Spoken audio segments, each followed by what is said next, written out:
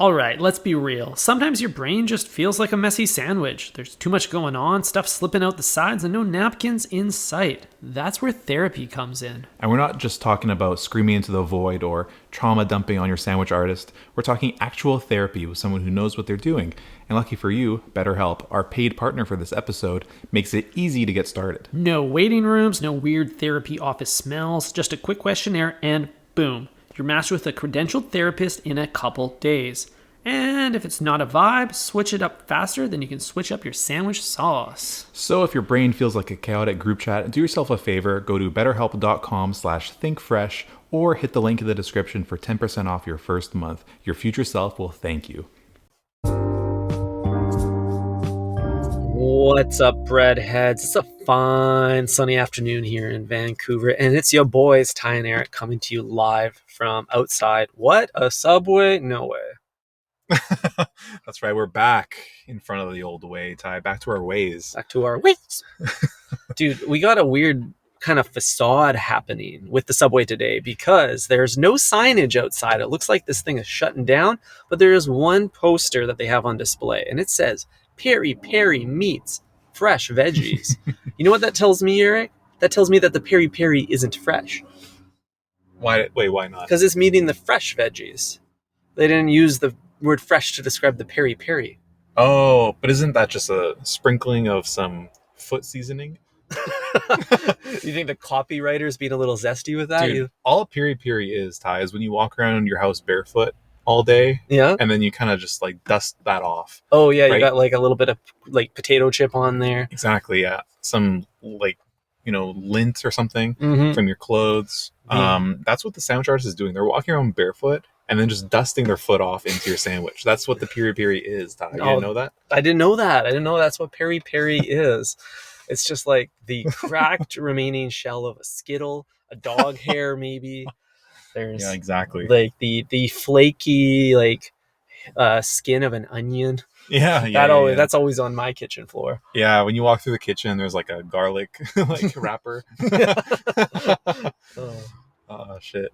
Damn. So wait, is that no? That's not obviously what Peri-Peri is. You're fucking with me. What is Peri-Peri sauce?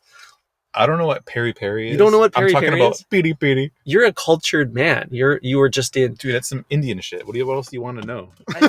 I feel like it's spicy. I think it's probably creamy. I've had it maybe once at like a Nando's. Oh, that's what it is. Peri-Peri is a fiery chili pepper, often used in Portuguese and some African cuisines. So yes, It is actually from Nando's. Nando's invented that. Yeah, that makes sense. It's literally called out in the AI overview. That's how you know America made AI. Yeah, no kidding. It references the fast food origin. Yeah, it's not like talking about like how like Portuguese ancestors use this in their like generational cuisine. This is Nando's Peri-Peri sauce. Yeah, dude. I'm about to buy fucking a couple of shares of Nvidia because the fact that it's calling out Nando's means that China is not winning. Good call. Yeah. Calls on Nvidia for this one. It just sounds like sriracha to me though. Like I've had it. I can't tell the difference. Is there a difference? Probably not. From Peri-Peri? Yeah. From sriracha? Yeah. I think sriracha it's a proprietary blend, Ty. It's not a type of pepper. Oh, it's a blend. Okay. I think it's a sauce, bro. Peri-Peri is a sauce. It's not foot crumble. It's a sauce. Yeah. So they both use chilies, a type of chili, but sriracha contains jalapenos, garlic, sugar, salt, and vinegar. So it's basically like spicy ketchup, but for it's Asian ketchup. Asian ketchup. Yeah, that actually checks out. Yeah. Because it's like it's got a sweet tang as well, you know? Yeah. Well, I'm looking up the concept of Peri-Peri sauce right now, and I guess the name is like Peri is like pepper, so it's like pepper sauce. Right. Yeah. Right. So Matthew Perry was actually a pepper. He was a bit of a spicy guy. Okay. Dude. Yeah. Interesting. Hot pepper, hot tub, R.I.P. Not my friend. No, damn. Yeah, friends off. Friends off with Matthew Peri-Peri. Oh, yikes. That's crazy. Oh, man. How many celebrities will fall before people stop? People start doing wellness checks. Dude, we got to do wellness checks on the celebrities these days. I'm getting worried about all of them. Yeah, Like, dude, Shannon Sharp. yeah. Like, what about like Olivia Rodrigo? Hear me out. Like, Okay, okay. I don't think she's got the range to make it in this industry. And I think she's probably sitting at home right now thinking, how do I stay relevant? So many celebrities have come and go where they get Rodrigo status and then they disappear completely. Didn't she dress like a little slut at the Met Gala recently, Ty? Oh, I didn't watch the Met Gala or check out any fits last night. Did you? I just remember this one, which is actually wrong. I remember it incorrectly, but she looks pretty hot. She's hot. Yeah, but hot people can wear whatever the fuck they want. Yeah, I'm just kind of putting this together live. Okay, but like this is about resonance in culture, and attractiveness can only get you so far for so long. Look at Sorry, I have to correct this. She skipped the Met Gala this year. Oh, cool. If you're doing that on purpose, that's I mean, we skipped the Met Gala this year. So, we also Think Fresh did not accept the invite. but we're not falling off. We're blowing up. We're the opposite. We're the opposite trajectory. We're the hedge of Olivia Rodrigo. I guess so. We're hedging Rodrigo. This is an honest question. Were only black people invited to this year's Met Gala? Because that's all I've been seeing. I have no idea, dude. I didn't watch it. Name some names here. If you Google Met Gala, which is like, you will get everything when you Google that, I'm guessing. You get all black people on Google Images. I think they're just the best dressed. I think that's all you're observing here. Is that what it is, or was it the theme? Well, dude, look at like if you think about like Timothee Chalamet or he's black. Pablo, what's his name? Pablo Picasso. Pablo. What's the Last of Us dude? Oh, Pablo Puma Escobar. Pedro Pascal.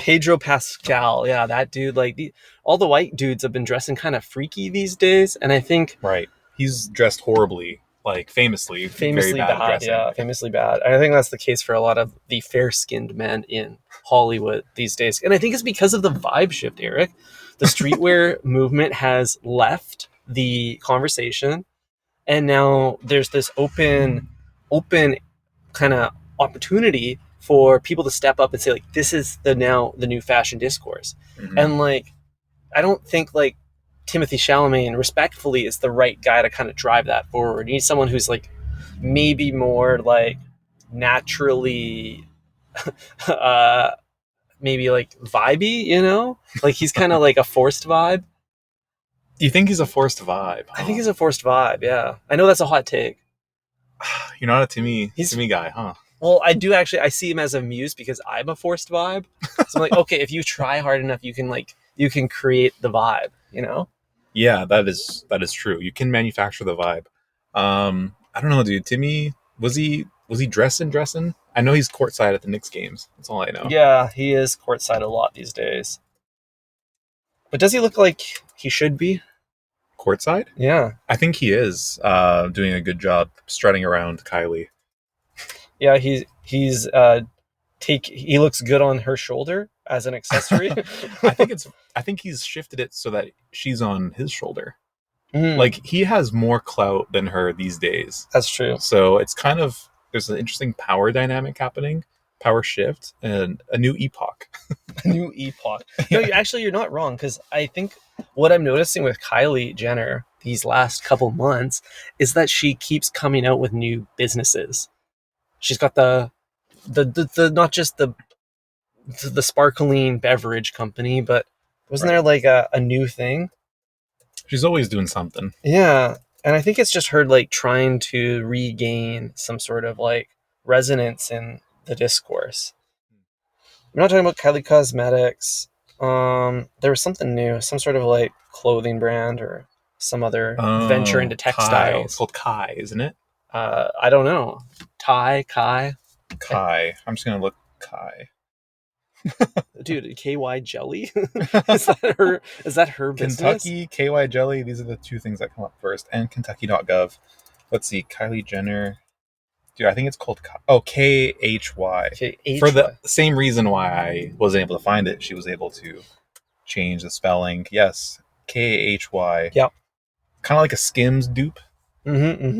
It kind of is, actually. Same idea, you know, play off the first name. It's crazy how like all the lamest group projects in school, the team name was just some sort of abbreviation of the team's first names.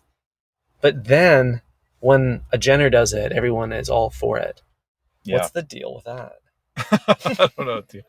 I need a lot of explaining, actually, from the Kylie Jenner Kardashian clan. Yeah, we don't understand marketing over here at Think Fresh. We're just posting pictures of SpongeBob on our Instagram feed, and that's clearly not working.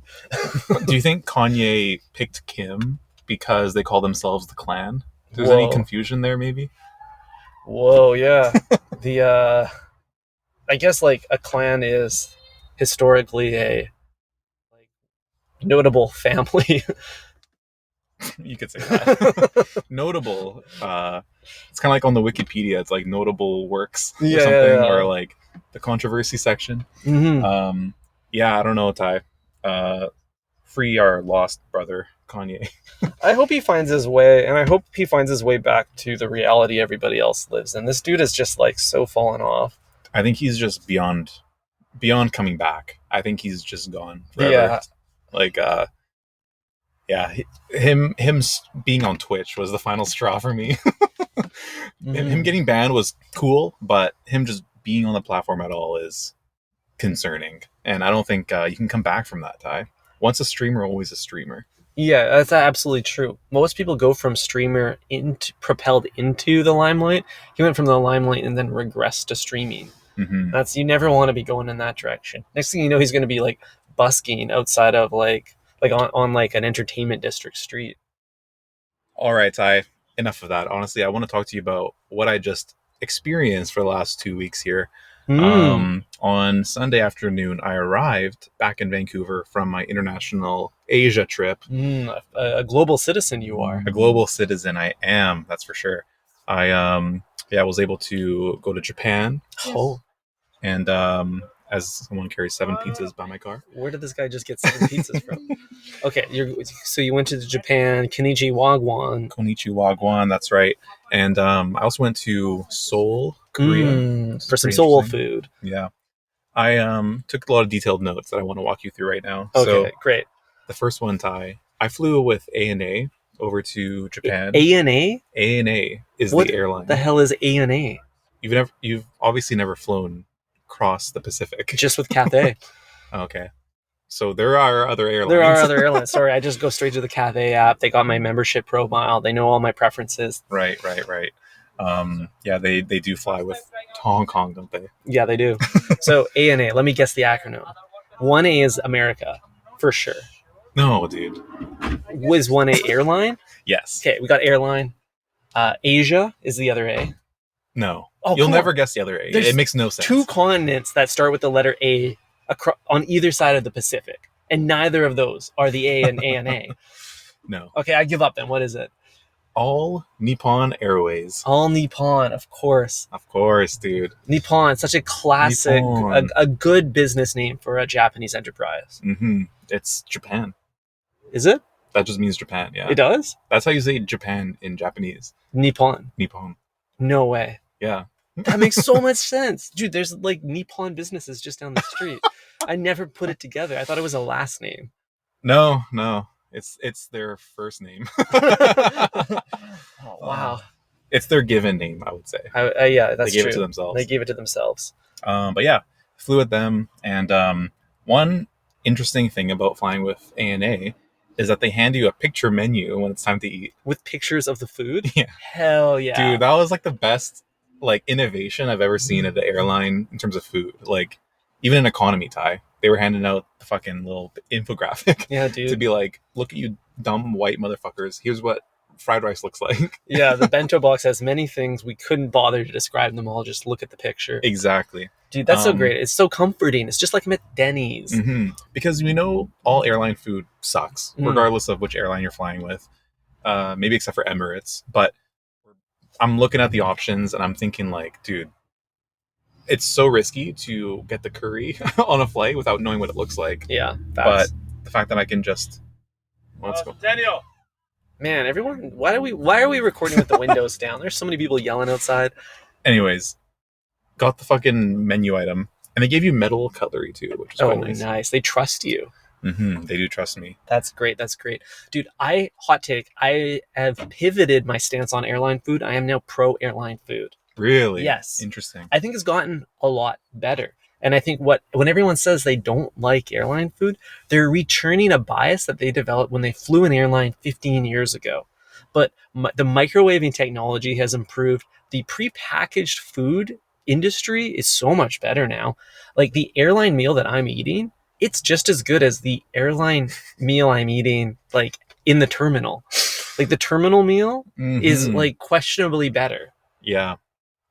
And it cost me like $40. So I think all terminal food makes me terminally ill, unfortunately. Like you think Subway's putting together a better sandwich than like American Airlines? Probably, but not enough to justify the cost differential. Yeah, dude, that's actually an important point. The price gap here is, it makes up for all drawbacks of the shitty airline food. Like, I'm paying double to eat in the terminal, and I'm paying minus double.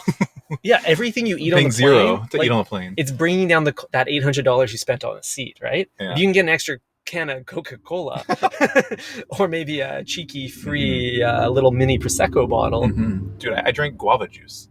That was so good. What's guava juice going by the milliliter these days? Like a buck an ounce? Liquid gold, I tell you. Yeah, exactly. So you gotta like huck that back to like make it worth your while. Absolutely.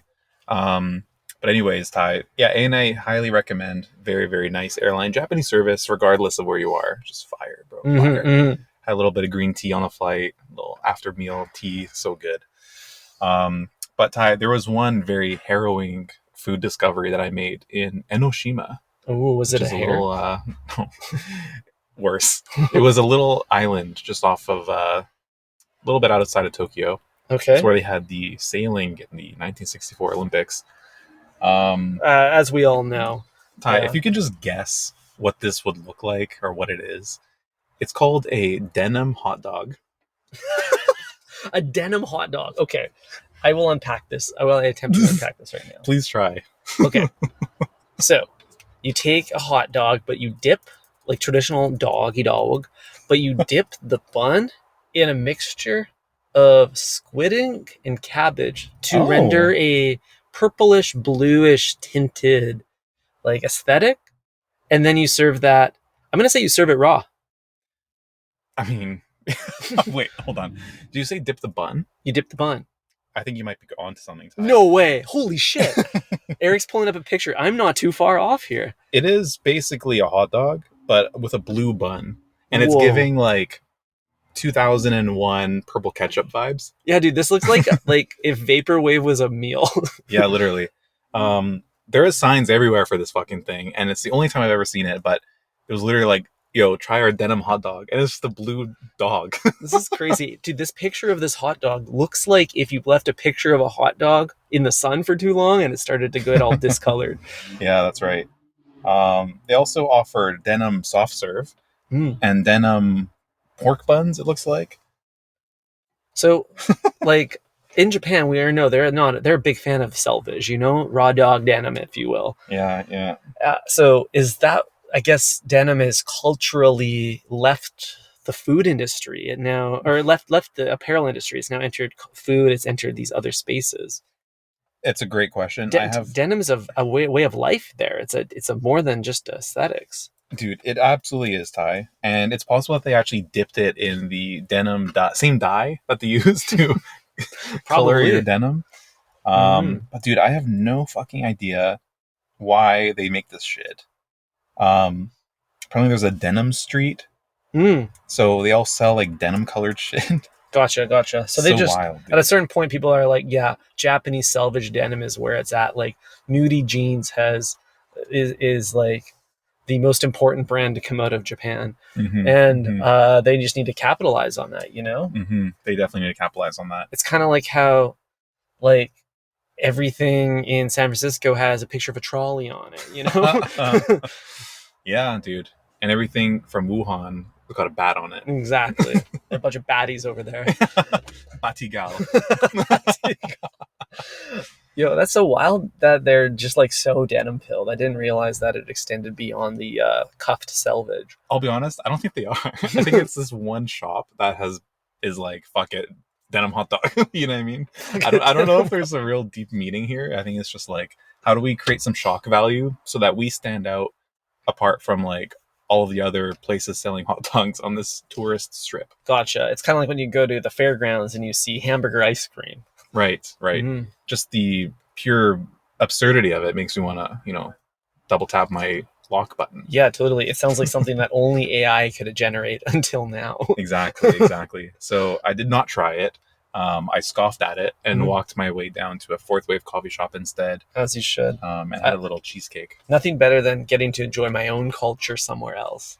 Oh, you know? dude. If I can get a perfectly made North American style Fourth Wave cortado, like halfway across the world, Bro. I am happy. I'm a happy boy. I had one of the best pour overs in Seoul. No. It was so good. They just do coffee so much better over there. It's like they've taken what we started and like just perfected it. It's because they take their time with it. The Japanese people know how to slow it down, do it right, get the details.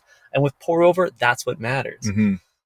They're hard to find though. Like if you just search coffee shop in Japan, you'll be absolutely fucking bombarded with like cheap vending machine coffee or like places that'll serve you like the whole place will be styled in the Victorian era thing, and it'll be almost like an experience.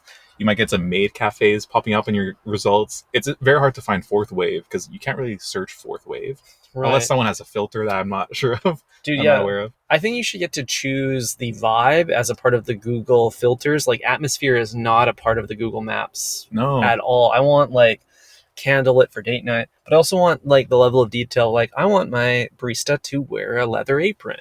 I want the coffee bar to be oak wood, you know? Yeah, I want some brutalist interior decisions. Yep. You know what I mean? Some exposed concrete, maybe a large bay window, garage door style converted. They do bay windows differently in Japan, Thai. They have waifus in them. Oh. I call them waifu windows. Waifu window. I'm just window shopping. Yeah. Oftentimes they are like waving to you from inside of a pub of some kind. Are they trying to pull you in like a siren? Oh yeah, dude. Yeah. We were in Sapporo this time as well, and we walked by this sports bar several times because it was on the main strip, and every day there was like 4 different like cheerleaders in the window with like Irish themed, like green, like Boston Celtics kind of cheerleader vibes. Gotcha. All waving at me very happily to come on in, and I would comment every single time to my partner, like, let's see what the talent's looking like today. And we would walk by. I'm like, "Ooh, rough day, huh? It's Tuesday afternoon. I ain't going in there." They're not putting the A team on the floor. Hell no, dude. No. The starters come out on Saturday. You know what I mean? So, yeah, it's kind of funny because you can judge whether you have a good time or not based on who's standing at the window. Dude, that's crazy. Like in the professional waifu circle, that there's probably a hierarchy. Oh, absolutely. Your ability to work the floor, or the window in this case, dictates whether you get the peak like shopping times or whether you are like the opening shift on the Thursday morning. Oh, dude, totally. But yeah, it's like you walk by. There's so many businesses where there's like girls wearing outfits outside, like signaling for you to come in. In fact, in Shinjuku, there's like a whole row of them all on the street, like shoulder to shoulder for like 2 blocks. Whoa, like mascots of the business? Yeah. And I guess you just got to pick which one you think is cutest or something, or the one that like just has the twinkle in their eye. Right. They speak to you. Like I always walk up to them and say, "Mind if a white boy speaks a little bit of Japanese tonight?" I'm sure that you are especially a target though there, because you're clearly a tourist amongst all of these local Japanese people. Oh, absolutely, dude. They make eye contact, that's for sure. Yeah. And I stare back. That's good. You need to assert yourself that I am the customer in this. Exactly. You know, and the customer is always right. Yeah, if you're going to, commodify yourself, then I'll patronize. Right. I mean, like, at the end of the day, like, it's sex that sells all businesses. And Whoa. What do you mean, dude? I'm not doing that. Okay, excuse me. Like, as an ethos, not as an activity. Sure, as a mission statement. Exactly. A value prop, if you will. Yeah, it's like if you can appeal to a penis, you can appeal to the entire person. Right. Right. So with that in mind, like every business is doing it to some degree, you know, like how they make like the fronts of a car, like the car radiator and lights kind of represent a certain kind of facial structure. We've heard all about that in design practice. Friendly, aggressive. You can choose the personality of your car now. Yes, exactly. And like obviously the apparel industry is very invested in their modeling talent to sell their apparel, and they're not putting the uggos on the homepage of their websites. Hell no. So I guess like where this kind of leads back to is Old Faithful Subway, and like whether or not they're leaning into the physical attraction of people at all to sell their sandwiches. And I don't think there's anything that's like, they're not playing that game. I think it just depends if you find Scotty Barnes attractive, because that's the only person they have on their window usually. That's true. It'll be some like first pick NBA player from 2 seasons ago. Yeah, exactly. And that's about it. I think they're like, I think there's maybe the phallic nature of the sandwich itself kind of represents something that people want, men and women. Women want it, men want to be it.